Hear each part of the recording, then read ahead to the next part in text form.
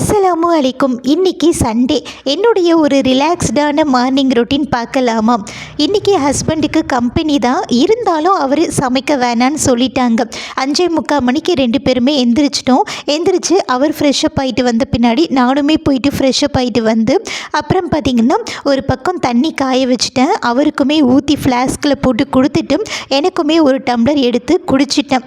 அதுக்கப்புறம் பார்த்திங்கன்னா பால் காய வச்சோம், ஆளுக்கு ஒரு டம்ளர் எடுத்துக்கிட்டோம்.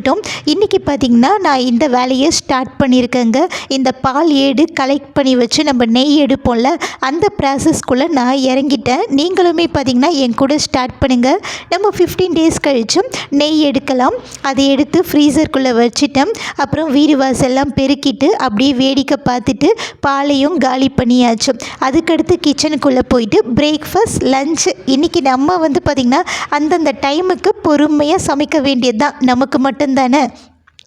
நைட்டே பார்த்திங்கன்னா இந்த பட்டர் பீன்ஸ் ஊற போட்டிருந்தேன். ஸோ அதையும் வாஷ் பண்ணி குக்கரில் பார்த்திங்கன்னா வேக போட்டுட்டேன். இது 11 மணிக்கு ஸ்நாக்ஸுக்கு தான் எடுத்துக்க போகிறேன். அது ஒரு பக்கம் வேக போட்டுட்டு இட்லி தோசை மாவு பார்த்திங்கன்னா ஒரே ஒரு கரண்டி தான் இருந்தது.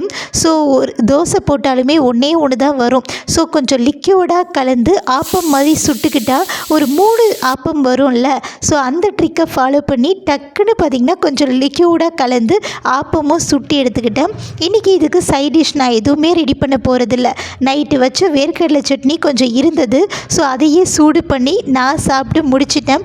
நம்ம மட்டும்தான் அப்படின்னும் போது எப்படி வேணாலும் இருந்துக்கலாம்ல. அப்படி தான் பிரேக்ஃபாஸ்ட் முடிச்சுட்டு ஒரு 1/4 மணி நேரம் வாக்கிங் போயிட்டு வந்துட்டேன். இந்த ஸ்நாக்ஸ் 11 மணிக்கு தான் சாப்பிட போகிறேன். ஓகே ஃப்ரெண்ட்ஸ், பாய். மறக்காமல் சப்ஸ்கிரைப் பண்ணுங்கள்.